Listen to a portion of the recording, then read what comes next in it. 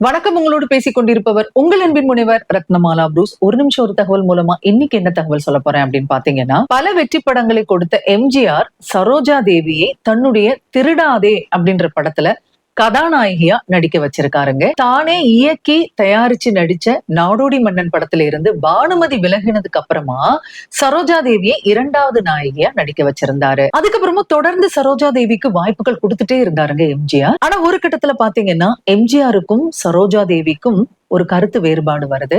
எம்ஜிஆர் தன்னோட படங்கள்ல சரோஜா தேவி நடிக்கிறத விரும்பல. இதுக்கிடையில 1967 வருஷத்துல பாத்தீங்கன்னா எம்ஜிஆர் சுடப்படுறாரு. சுடப்பட்டவர் மருத்துவமனையில அனுமதிக்கப்படுறாரு. அந்த நேரத்துல சரோஜா தேவிக்கு திருமணம் ஆகுதுங்க. இதனால எம்ஜிஆரால கலந்துக்க முடியல.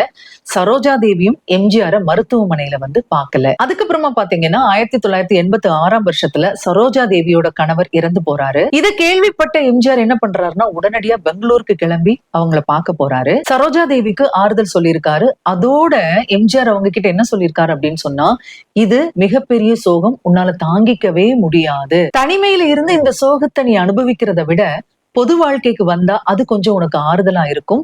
நீ விருப்பப்பட்டா சொல்லு, உன்னை ராஜ்யசபா எம்பி ஆக்குறேன் அப்படின்னு சொல்லியிருக்காரு எம்ஜிஆர் சரோஜா தேவி கிட்ட. அப்போ சரோஜா தேவி எம்ஜிஆர் கிட்ட என்ன பதில் சொல்லியிருக்காங்க அப்படின்னு சொன்னா, இப்போ இருக்கக்கூடிய சூழ்நிலையில என்னால பொது பணிக்கும் வர முடியாது, ராஜ்யசபா எம்பியா எந்த பணியையும் செய்ய முடியாது, அதனால என்ன மன்னிச்சிடுங்க அப்படின்னு சொல்லியிருக்காங்க. இப்படி எம்ஜிஆர் ராஜ்யசபா எம்பி பதவியை கொடுக்கறதுக்கு முன்வந்தும் கூட சரோஜா தேவி அதை மறுத்திருக்காங்க.